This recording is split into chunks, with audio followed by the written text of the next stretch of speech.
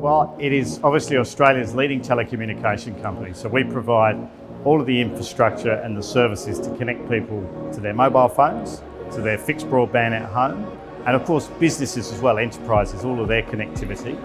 And of course we're also one of the largest shareholders in media in the country as well, with a big shareholding in Foxtel, and we own the digital rights for watching the AFL and the NRL on mobile phones and fixed devices. And then of course, ultimately, we have a very big technology business as well. Yeah, well, the interesting way to think about telecommunications is there is the actual base connectivity, which is connecting everybody to the things they love and the people that they love. But in addition to that, we provide a range of services over and above the level of the connectivity. And that probably is anywhere between 15 to 20% of our overall revenues today.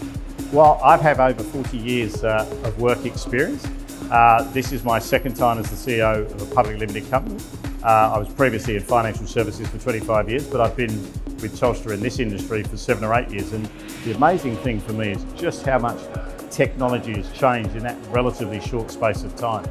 Yeah, look, I think one of the biggest dynamics that's happening in the telecommunications industry in Australia is the shift to the NBN, which has a very structural and significant impact on the fixed business.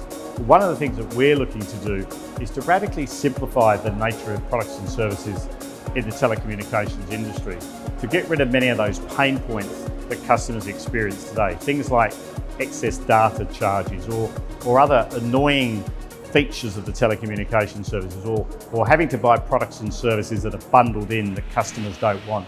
As we have a whole range of radically new plans coming to market for our customers. And one of the things that they're going to do is, of course, take advantage of the very exciting 5G technology that is coming around the corner very fast. Well, ultimately, our long plan is to really position ourselves well in the next wave of technology change.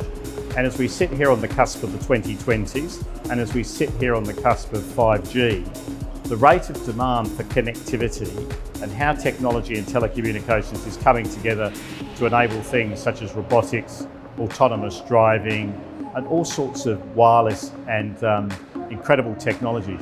That's where Telstra can really drive value for long term.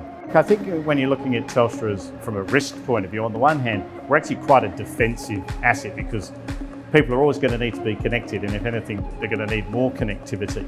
So there are aspects such as obviously technology change and making sure we make the right decisions on technology.